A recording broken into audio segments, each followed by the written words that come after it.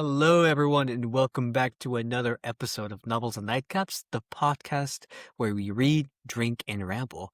My name is Nor, joined as always by my co-host Gabe, and today we are going to be reviewing the Supergirl movie, starring Millie Alcock, based on the graphic novel Supergirl, Woman of Tomorrow. Yes, Gabe is holding the first chapter that they handed us at the movie premiere, and now he's holding the actual book, which, as I think we both agree, is better than the movie.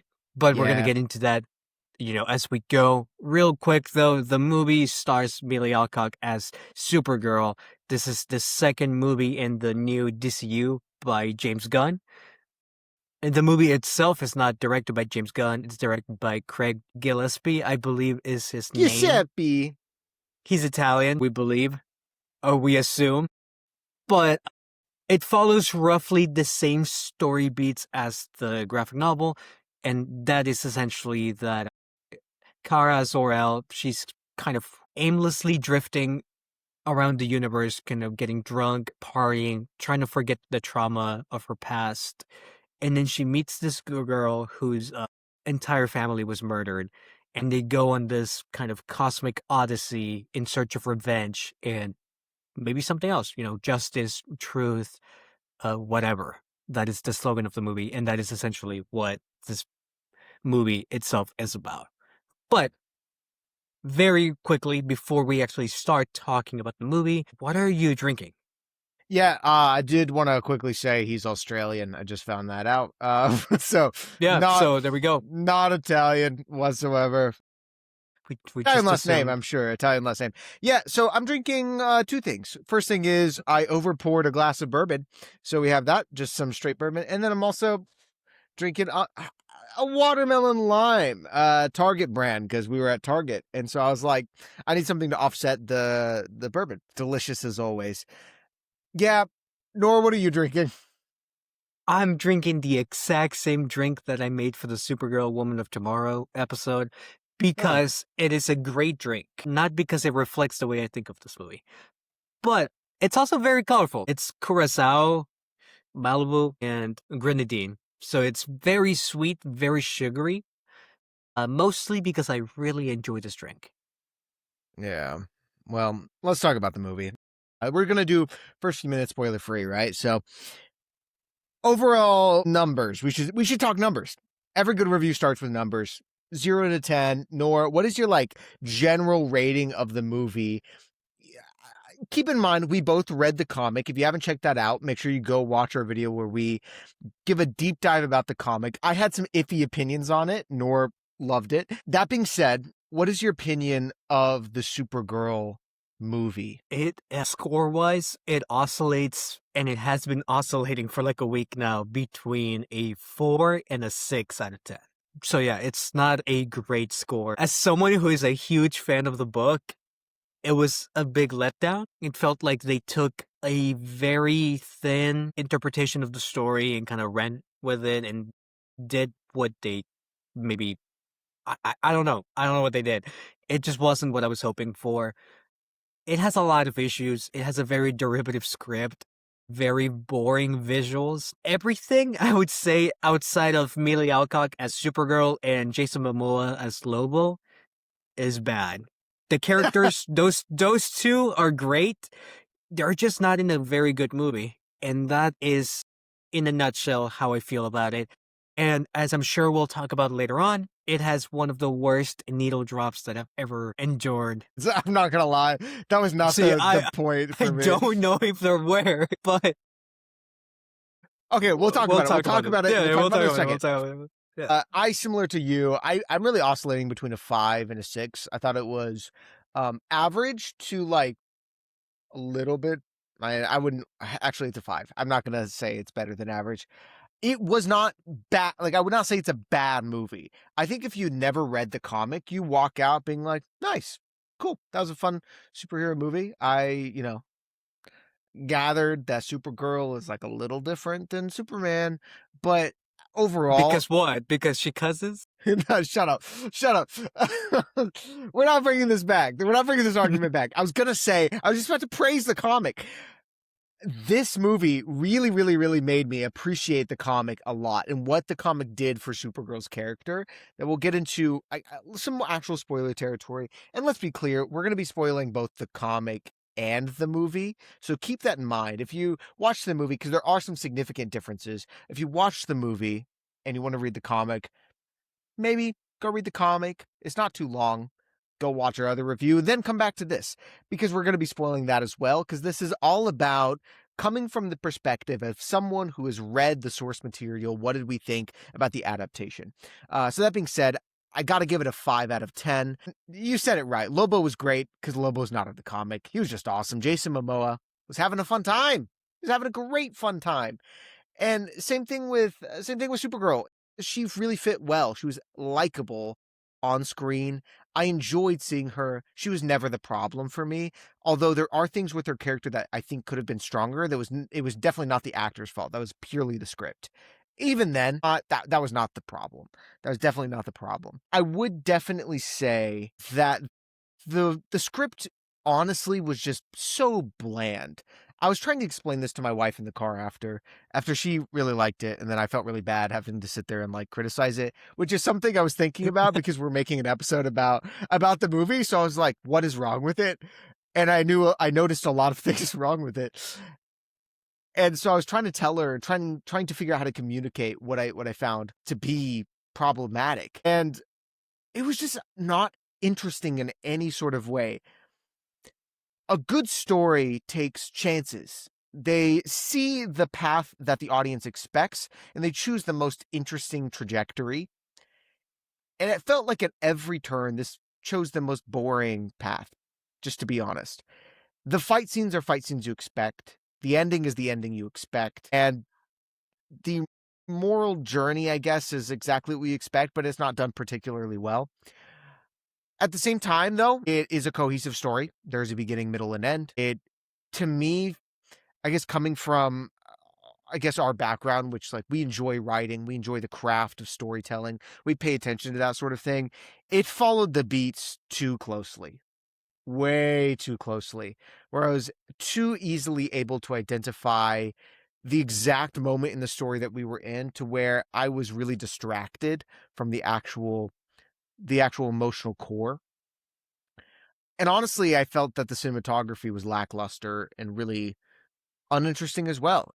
It didn't really fit the bombastic coloring of the Tom King comic. You needed more color. You needed something more spicy, and you just didn't get it. You didn't get it.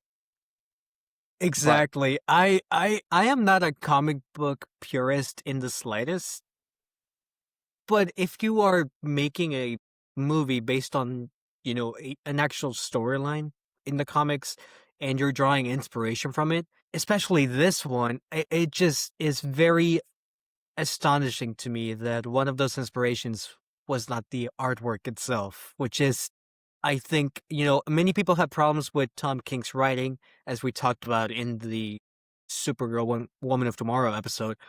But I think most of us can agree that the artwork is amazing. And I don't know, if I was making this movie, that would be definitely one of my inspirations. And it just wasn't in the movie at all. It wasn't just an visually okay movie. It was a visually bad movie.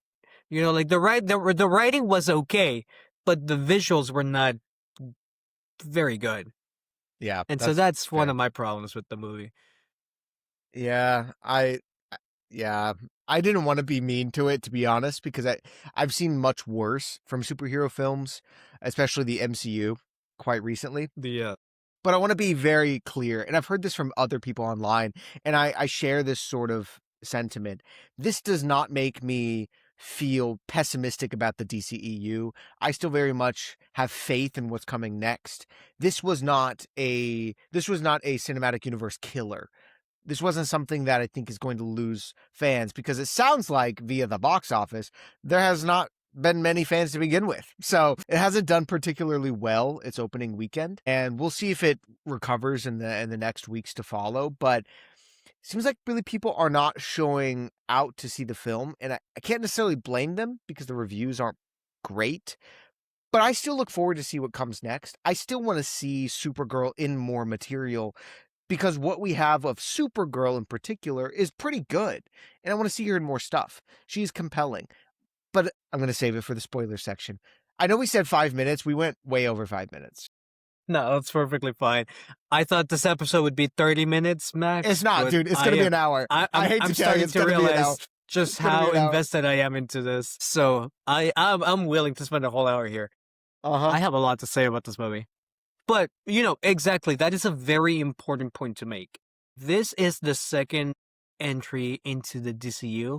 I guess movie-wise, technically you have, Creature Commandos and Peacemaker Season 2. But movie-wise, and for the general audiences, there's Superman and now there's Supergirl. And a lot of people are worried that this is gonna, essentially kill the DCU right before it takes flight. It's not. It's not a bad movie. I think as someone who loves the comic book, I am inclined to say that it is a bad movie because I think it's a disservice to the source material. But as a movie itself, it's not a bad movie. It's an enjoyable experience. Most people who haven't read the comic book are going to go in, they're going to have a good time. They're not necessarily going to rewatch it, though. It's not going to hit as hard as Superman did, I think, for a lot of people. And that might be disappointing.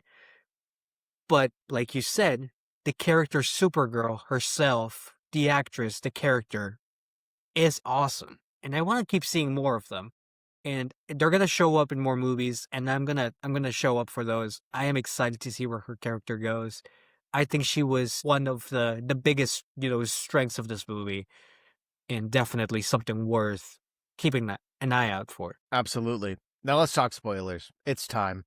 This is your warning officially. Everybody who doesn't want to be spoiled on the movie, which to be honest, if you're clicking on an hour or so long video about the Supergirl movie, let's just say you should realize that it's going to come quick. So, spoiler section starting now. I think I have two big problems. I thought Ruthie was slightly better than the comic. I didn't really care either way, but that's not my biggest gripe. I have two gripes. Well, I guess three. I have a lot of gripes, but I'll start with two. First of all, Krem was bad in this. He should be more pathetic. Like, he should be a character that's not powerful whatsoever. He should not be strong at all. His whole thing should be that Krem is slippery. He's not a villain that could ever match Supergirl, really. The whole thing is that he's able to slip out of her fingers every single time she gets close. Not that Krem is actually this big bad villain that is able to destroy or even combat Supergirl whatsoever. That's the whole thing with Superman and Supergirl, is that they are so powerful that nobody is any match for them. Really. Realistically, let me clarify. There's not very many individuals that are any match for them.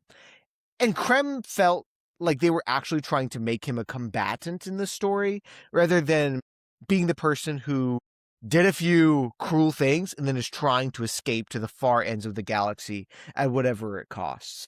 That to me is a significant problem because it completely changes the third act of the story and makes it a lot more vanilla in a way that's not interesting. And it made, at least from what I'm hearing from fans, and I felt myself, Krem sucked. He was just horrible. He was not interesting. He was boring. He was one of the worst villains we've seen from a comic book movie. And then my second one that I do want to talk about, this one might be more controversial, but I thought that Supergirl herself, I felt that she was a little too soft. She was a little too funny, a little too nice. I wanted her to be a little stronger because in the comic in particular, whenever we see her flashbacks, whenever she's back on Krypton, or at least the little segment of Krypton that shoots up into the air, she is leading the way. She is strong. She is the one who's left standing. She is the one who's building those coffins. She's the one who's digging in the ground. As everybody else around her is dying, she keeps doing it. And she bears that weight. And that's what makes her, to me, different from Superman. It's not just the cussing. It is this strength at her core in this true alien feeling that Superman never feels. I mean, we see it a little bit in the movie, specifically whenever Supergirl lands on Earth and opens up. And this is probably my favorite moment in the movie, is whenever she actually gets to talk to Superman. Ironically, my favorite moments of the movie is where Superman is involved. But you see the difference between them so clearly. You see how Superman, Earth is all he's ever really known. And so while he feels different from the rest of them, he knows he's an alien logically. In his heart, he's human, right? In his heart, he's from Earth. Supergirl is not that. Supergirl is not that whatsoever. No, she is from Krypton. That is her home. She did what she had to do to try and save her people, and she couldn't. And she lost them. And that is a like different type of grief. And in the movie, I felt like she was more of a bystander and a victim than an active participant who tried to save her people. And I thought that was a very weak choice that really, really bothered me. I'm like, you just neutered Supergirl. I mean, like, I guess spayed. You just spayed Supergirl. Like, what are you doing? And I was really frustrated by that because it was such a, like, it was a pointless choice. Why would you make her, she's numb afterwards. She has the trauma. We know that. That's okay.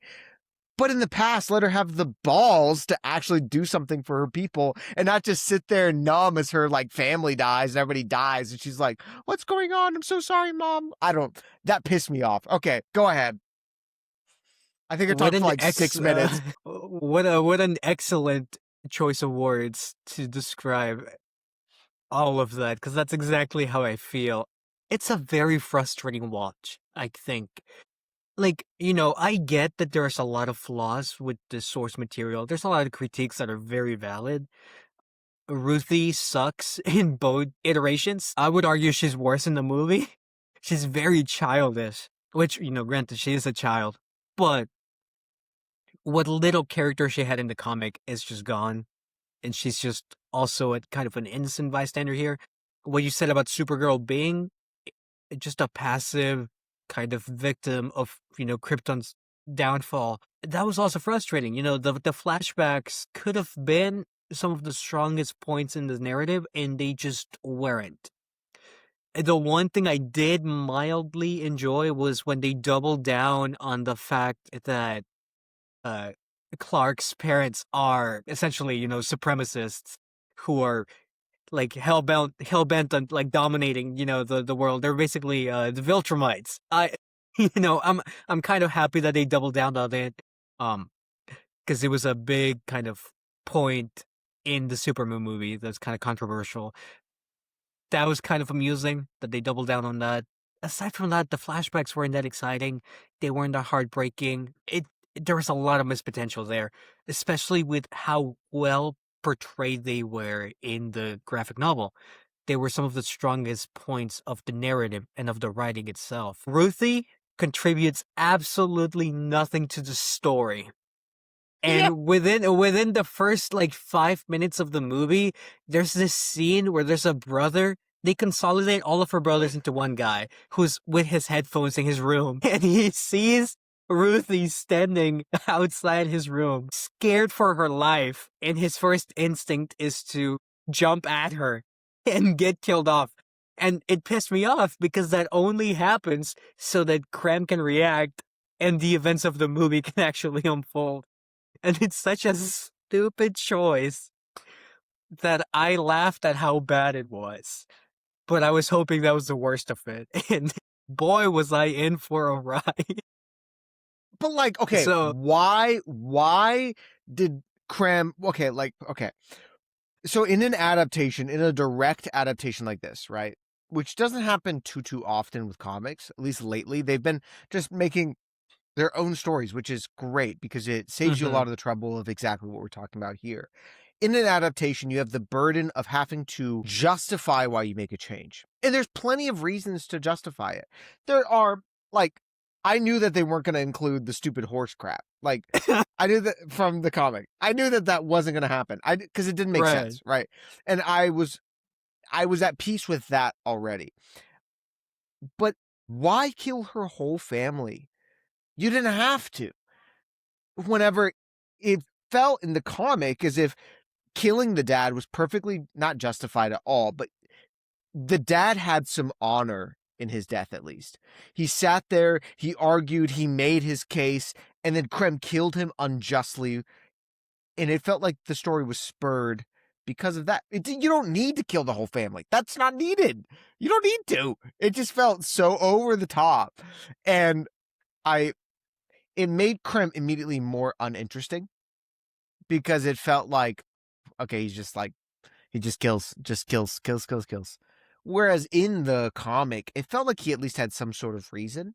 He at least had some sort of like, oh, I demanded something and you are challenging me on this. I'm gonna end you. I agree with you. When I got into the car with Laura, I immediately said to Laura, if Ruthie wasn't here, nothing would have changed. Not a single thing. Literally nothing. If Ruthie wasn't present in the story, nothing would be different. And that's bad for the most part. I mean, I say that, but also like there's that argument, of course, for Indiana Jones, and I love Indiana Jones. There's that whole thing of like, if Indiana Jones wasn't present, nothing would have changed. But Ruthie really is a side character that doesn't matter. And even at least in the book, at least in the comic, she has the final moment with Krem where she duels him and wins and decides not to kill him. Why not have the duel? There's so many changes that don't make any sense. That seem fueled by nothing other than just this feeling to change it, to make it, adopt to the classic save the cat formula of storytelling, the classic story. It pissed me off so much. I really was frustrated because there wasn't any reason to change it. I know you're completely right. And I love how this is quickly becoming 1 hour of us just kind of bashing this movie. I'm okay with it. But like it's a very frustrating experience. I was watching this very excited, slightly nervous because from the trailers it didn't look visually the way the book does, like not even remotely. And here's one of my gripes. I'm okay if you take inspiration from Guardians of the Galaxy, which is a very clearly they're taking inspiration for this movie in a lot of ways. Just not in any of the right ways. The brigands look so boring, so unappealing. They all look like each other. They don't look like cool space pirates that they, in the book, their motivations aren't that polished. I will, give you that. They are just, genocidal murderers on a galactic scale. But at least they look cool. They're space pirates. Here they look like Ravagers, and not even like good Ravagers. They look like very cheap, hand-me-down Ravagers. They all look the exact same. Secondly, like the visuals in the Guardians of the Galaxy movies are great. So if you're gonna borrow something from those movies, and the fact that the comic book itself is so beautiful, so colorful, why do you make a movie that is so like brown smeared? There was a lot of brown in this movie. There was a lot of gray and brown, and it was very glossy, but not in a good way. It was so bad. It felt to me, the best way I can describe this movie, and it's very heartbreaking to say, but the best way I can describe this movie is like one of those last movies that came out of the DCEU, like the Snyder universe. Like between that period of like, hey, we're done with this universe and we're just kind of waiting for the next one. But we already made these movies and we have to release them on HBO Max. This is what this felt like, and it was very sad to watch. It just felt like a straight to DVD movie. And that's never a good thing. I will give a little bit of credit in that 100% obviously it's inspired by Guardians of the Galaxy. I agree with you there 100%, but it did feel distinct in some specific areas. Like the visuals of, the gas station that she goes to, like she scoops the gross like caterpillar poop popcorn. Got a chuckle out of me. It felt distinct. That did not feel like Guardians of the Galaxy. That felt different. There were the element on the like space plane. You have it a bit in the comic book as well. Throwing crap. You have it a bit in the comic as well. Whenever she's with Ruthie on the intergalactic, like, The bus. The bus. Yeah, that was good. I liked that. I liked that element. There were some I wish they extended that and made it more personal and intimate, because I think we lacked a lot of those intimate moments. But the visuals I thought were, let me clarify, not the cinematography, but I'm saying the style of what exactly we were seeing did feel to me at least different than Guardians of the Galaxy. But you're completely right that the brigands, or whatever they're called, the bandits, they're like, first of all, I thought it was a weak choice to consolidate, because I mean, correct me if I'm wrong here. In the original, Krem wasn't initially part of this like genocidal mercenary pirate crew, right? That comes like in the story. At first, he's his own sort of thing. He steals the ship, he goes off. And in this, they consolidated those elements, which to some extent I understand, because they cut the Purple Town thing, which I get, but also it would have been nice to have some color and some variety, because you're right, everything was brown and boring, and none of the worlds we saw were particularly interesting. I mean, finally, when we got to we all, let's be so clear, we all recognized the moment that they landed on the one world. I don't remember the name of the world, but the Green Sun. We were all like, oh, the Green Sun. I don't know about you. I leaned over to Laura and went, don't worry, there's gonna be dinosaurs. It's awesome. I was so excited. I'm like, we're gonna get dinosaurs. And then I'm not joking. When Ruthie gets captured, I went, no, I'm pretty sure there's still gonna be dinosaurs. And I was so disappointed. I was like, I craved something more than Krem and his crew of brigands. I craved something more. And I mean, we're not talking about Lobo, right? Is that his name? We're not talking about him enough.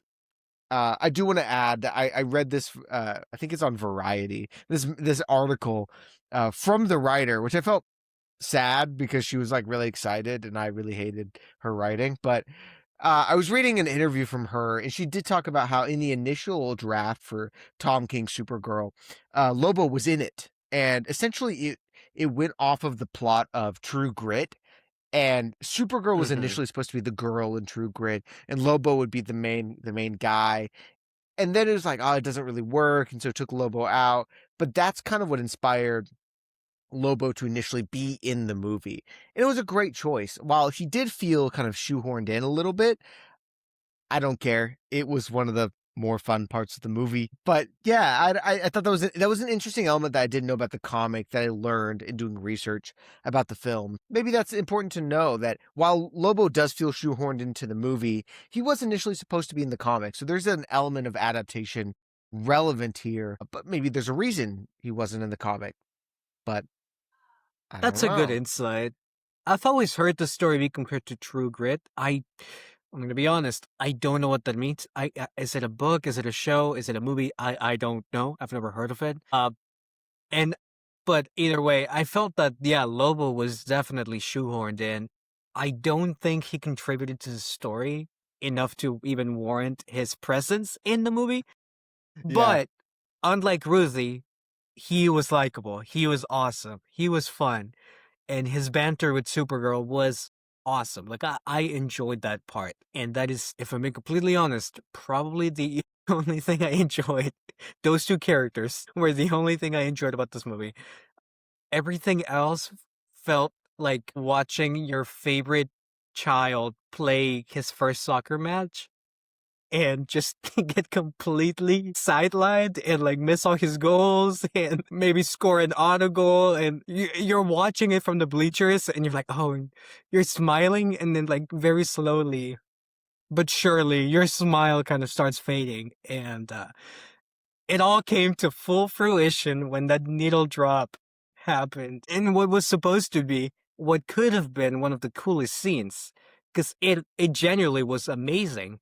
That fight sequence at the end was awesome, except for the song. And I was like, It just that takes that was a time choice. in the middle. Yeah, that's Like, yeah, that's fair. first of all, not punk rock. Second of all, it really didn't fit the vibe of the It was like movie or the character. it was a cover of it too. That was the It was worst part. exactly. It was a horrible cover. You know, like I would have been okay with the original, I would have thought it Yeah. was a little too on the nose, but I would have vibed with it. But they Yeah. picked such a horrible cover. And I've heard like what the people say online, like, oh, it's supposed to be from Ruthie's point of view. Even then, which I I don't don't care think it about Ruthie. was. Exactly. I don't care about Ruthie. I don't think it was from her point of view, and it was just not a good song. And I did have something I wanted to add with Ruthie in particular, because while I didn't care about her either way, I did want to add something that I think was missing in particular, like something that could have added an element to the story that would have been interesting or might have changed something. In the comic, you feel her ignorance about the outside world. You feel that. I mean, we talked about the moment, our favorite moment. Excuse me, I was burping. You talked about our favorite moment being where Supergirl teaches Ruthie how to wash her hands because she's unfamiliar with the concept. And you understand that Ruthie has never been off world and that space travel is completely foreign to her. But in the movie, it feels like she's not phased at all by intergalactic travel or just like space travel at all. It feels like as if she's done that before or it's just not new to her. And I thought that's an easy layup. Like to me, that was an easy layup to hit to make it feel like she's a fish out of water. That's one of the things that could have made her character interesting. It's one of the only saving graces that we talked about from the original Supergirl comic, at least for me. It was the final moments that she had with Krem. That entire scene I thought was excellent. But then also her fish out of water situation where she didn't know what was going on and had to be taught the lessons of what it was like. And while yes, she was going around and she knows what it's like to have her loved family member murdered, she has that darkness in her soul, which I did kind of like that in the movie. Whenever Supergirl was talking and was basically like, you know, describing how Ruthie is that darkness in the world. She already knows that. At the same time, she is ignorant. She doesn't know what the rest of the world is like. So while she's experienced one type of grief, one type of trauma, she hasn't experienced all trauma. She doesn't know the extent of pain that can be actually felt. And that's different. Like, there's always a bigger fish to fry. There's always something worse than what you have going on. And I mean, to me, Purple Town was the excellent example of that in the comic. I think that's what is it called, Purple Town? I might be calling it something different. You know what I'm talking about? I think yeah, Purple Town. The genocide town, the town where they got rid of one color. That scene serves a purpose. Like that world serves a clear purpose, and they didn't fill it with anything different. They didn't fill it with anything different. And to me, that's what an adaptation should do. Like, if you want to improve upon the source material, if you want to change the source material, either justify it by needing to consolidate or justify it by giving us something better. I understand that source material is not going to be fully present within the new movie, but there's good adaptations and there's bad adaptations. And this to me was a bad adaptation. It completely changed all of the fun, colorful worlds that we experience. Even the final world, which was like paradise. It was just a cute little island. It was beautiful. Yeah. Yeah. There was nothing beautiful in this new movie. Nothing. But I do want your opinion on this. So, like, coming from history perspective, I was wondering what inspiration they would take for Ruthie's home planet. And I know that was one of my gripes in the initial thing of like, how are they going to portray? I mean, I wanted more about their home. I wanted more about their world. That was one of my gripes. And I was very satisfied to see the sort of Mongolian influence. There was a like Asian / like Mongolian sort of influence there that I really liked. You had some of the yurts. I think that's what they're called, yurts. These Like the tent houses sort of that kind of like structures. yeah. Well, you had the tent structures that they were in, or like around the town, and then you even saw the circling with the brigands. That circling maneuver is like Genghis Khan would do that sort of thing with his horses, with horse archers, where they would circle around caravans and just like throw arrows into them. And that was fascinating. That was a cool choice because I went, oh, okay, you had the source material and you saw a gap and you filled it. You filled it with something interesting and inspired. They should have done that with everything else. Why did they do that? Why did they could have done it? They just did it. Like you have millions and millions of dollars, and you just don't do that. Like clearly you have the artistic inspiration. You have the artistic capabilities to do something good. Why is it so hard to just do something good? Yeah, I mean, like you were talking about it just like 30 seconds ago. And I was like, Yeah. yeah, I guess that's cool. And then you proceeded to say everything else that I was thinking out loud, which is, why not use the source inspiration? Like at all. Like there was like very minimal, like I don't know, like I get that there are flaws with the book. I get that, a film adaptation strives to, improve on those, weaker elements and amplify the good ones, but this just doesn't do either one of them. I don't think there's a lot that the movie gets right that the book didn't. I think it makes a lot of things worse. The one thing that, I am okay with, the biggest difference is the character of Supergirl. While I do agree that, I wish we had seen more of her have more of a personal stake in the flashback sequences. When you consider her as part of when you consider this movie as part of the bigger DCU, I think, it makes sense to have her, still be figuring her stuff out. I understand that. I thought that was a great choice, the whole idea of like I don't have a home anymore.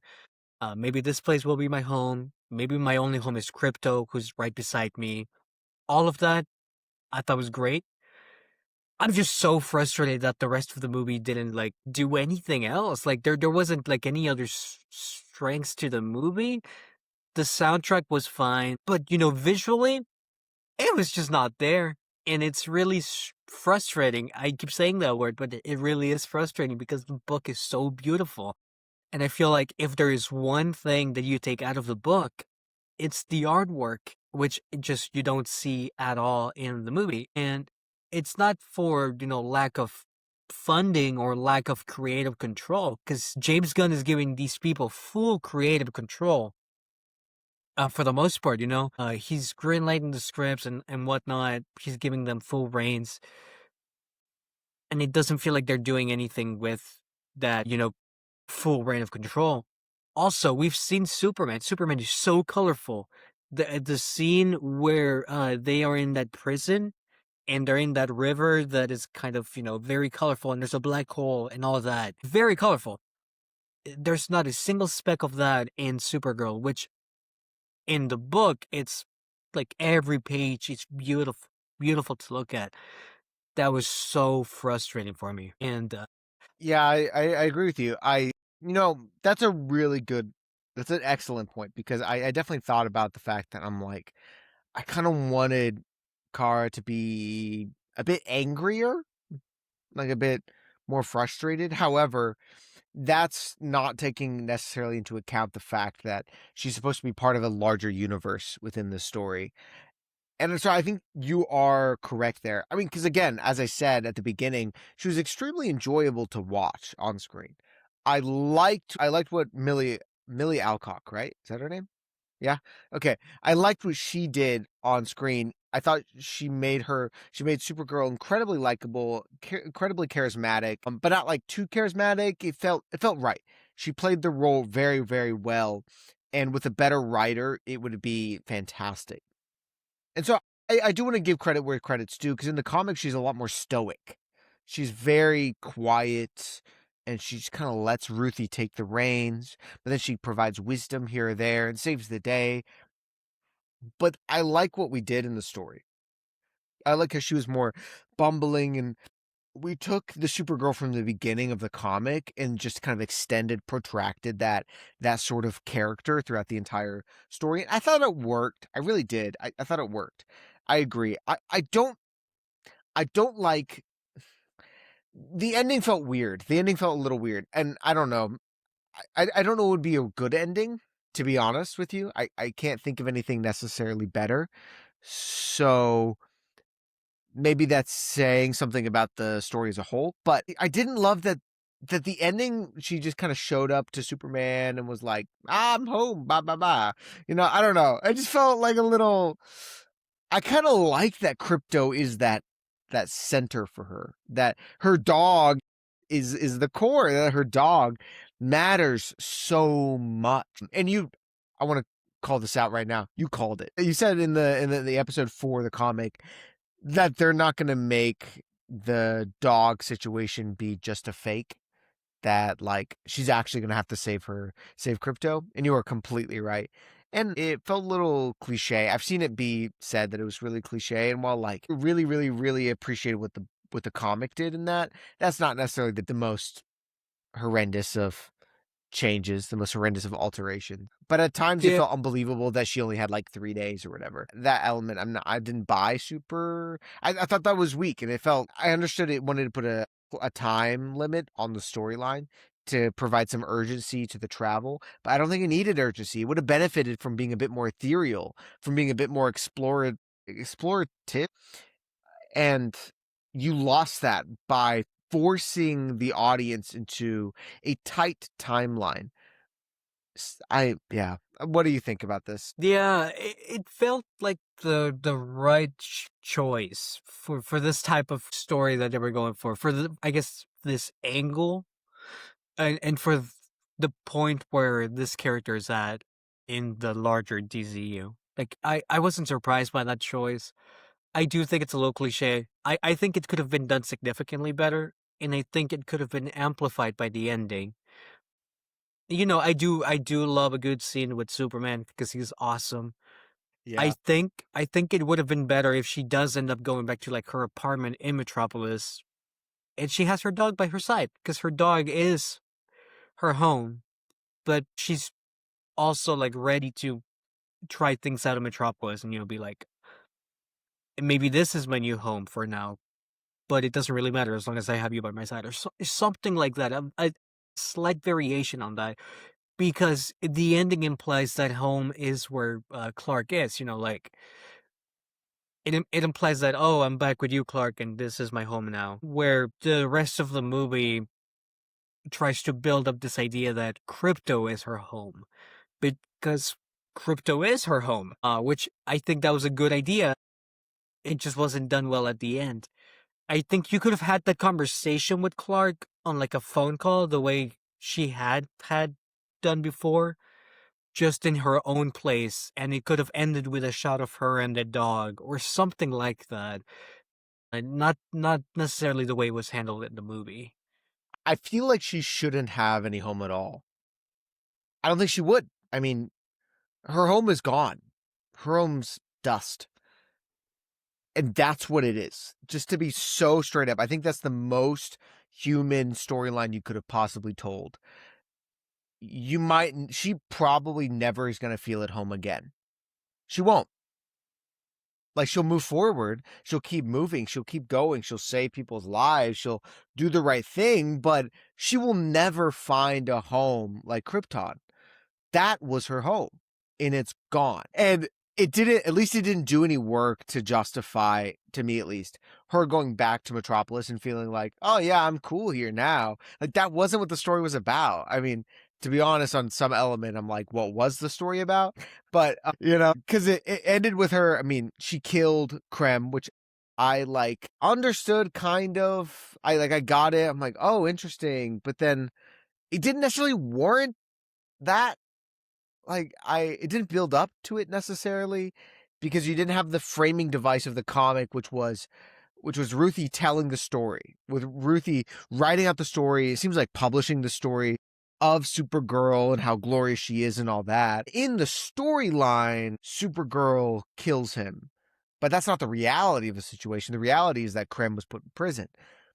So part of me was like, maybe this movie is Ruthie telling the story, but they should have ended with, in my opinion, if they're wanting to be really good, they should have ended with like old Ruthie telling the story, and then ended the same way the comic did, because that would have been interesting. You would have gotten out of the trouble of having to actually place Supergirl somewhere at the end if you would have done something like that. But yeah, I didn't buy that Metropolis at all would have been home, whether Clark or not. I mean, yes, she saved her dog, but we didn't see Crypto for most of the movie. And yes, she was able to. I feel like she doesn't have a home. I never felt like she found home. That was not what this movie was about. This movie was not about finding home because she didn't find it. Like she never feels comfortable. She never feels settled in. I mean, she goes to Superman's apartment. She goes to Clark's apartment, right? She sits in his place, and Crypto is sorting through his stuff. It's not hers. It's not her apartment. It's not her place. Even if she's like settled into her own apartment in Metropolis, it just wouldn't make sense. It's not, to me at least, that's not what the story was leading to. But then again, what was the story leading to? What was the story about? Because Ruthie didn't matter. Whereas in Supergirl, Ruthie was kind of the main character, right? Like she was the cornerstone of the story. It was her perspective. But it's not in the movie. It's not Ruthie's perspective. It's really not. Yeah, once again, a very frustrating experience. I do think she has a home, but I don't think home is the place. I think it's crypto. I think it's crypto. It wasn't developed nearly enough, like not even a little bit, just at the beginning, and not at the end, which is a big problem. It was only implied at the beginning and marketed that way, but never does the story go that way. The story doesn't know what it is about. At least in the graphic novel, there's an idea, and it's not about finding your place in the galaxy the way this movie is advertised that, but at least it has something going for itself. It has a very clear vision and a very clear sense of direction. And like you said, because it is framed through Ruthie's perspective and she is the protagonist, we know what the story is about. The movie starts with some semblance of direction and then it just doesn't go that way. Something happens to Supergirl, derails her birthday party, and now she has to do this quest and kill Krem. Because, duh. As far as, the choice of killing Krem isn't that big of a problem. Like, I'm okay with her killing people. She doesn't have historically, she doesn't have a no-kill rule. And I Yeah. do love that. It's a good difference, it's a good way to differentiate her from Superman.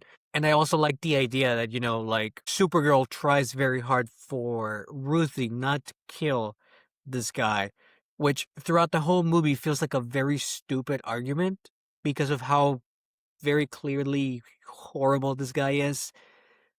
And Ruthie even calls her out on, how stupid of kind of logic it is. At least the way that Supergirl kind of explains it.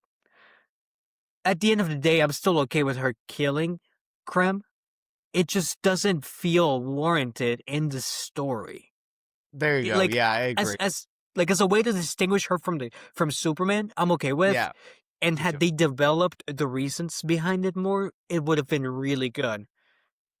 But as it stands, it's very inconsequential. It's very boring, very bland. You don't care about Krem, and you don't feel that the motivation is that strong for Supergirl anyway. And I don't know.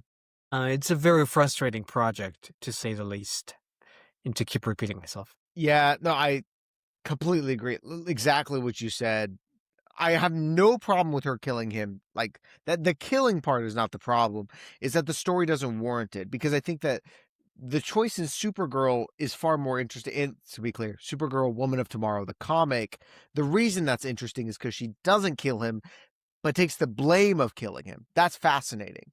That's a fascinating choice. But nothing in this movie was fascinating. Nothing. I can't think of a single thing that was a fascinating decision. I and it bothers me that my favorite part of the movie was where Superman was, because I think you're right, Nora. I think you're right that I think Supergirl is a more interesting character than Superman is, like at his core. I think she is filled with so much trauma that informs and makes the choice to do good so much more complicated than it does for Superman. Superman had a great upbringing. He's like classic. He had a good mom and dad that, well, technically it wasn't his mom and dad, were super kind and loving and taught him what it means to be a man in this world. And he goes off, has a good job, finds a good girl, and tries to save the day. And he's a good dude. And some people might think he's naive, but like, no, he just believes that goodness is the right answer. Yeah, very much Supergirl, first world problems. right? Yeah. And Supergirl like has real problems, like serious issues. and you understand why she goes and drinks and parties her way around the galaxy. I thought they showed that very well. Like I very much enjoyed that beginning scene with her. That's pretty much Yeah, the straight up first 5 minutes. ripped out of the where it's ripped out of the comic book. That was awesome. I thought that was great.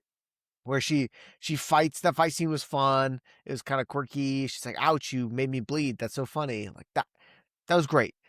I really, really enjoyed that. It's just from then on out that I thought that the revenge story, at least the way they portrayed it in the movie, made it feel kind of simple, kind of childish in a way that it didn't need to be. That's one of the reasons why Ruthie choosing to duel him and not just kill him in the comic was so fascinating. Not only the fact that she decided to duel him, but the fact that she tricked, I don't remember the Comet's the Horseman. Comment. Yeah. Tricked Comet into leaving her alone with Krem. Already, she changes the story. Already, she has agency. Already, she does something interesting.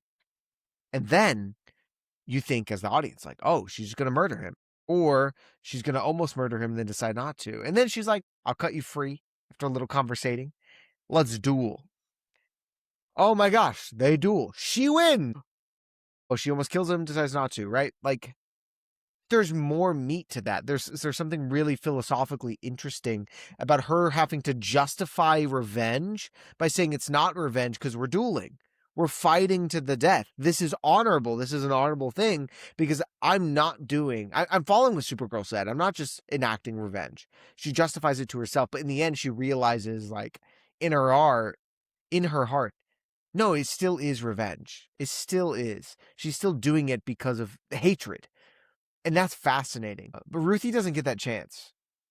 She really doesn't. Like, she doesn't get the chance to allow the complexity to enter into the fold. It stays in the childish, in my opinion, childish sort of grief and feeling of revenge. And same thing with Supergirl. Like, I have no problem that she killed Krem. I just wanted it to be complicated. Audiences are not, the audience for this movie is overwhelmingly not children. Don't treat us like that.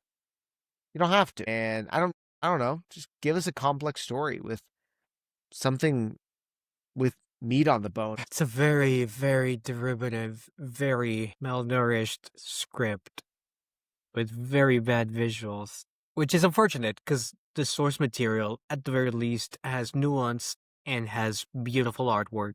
And again, it reinvented the character. It redefined who Supergirl is. In this movie, doesn't really do much.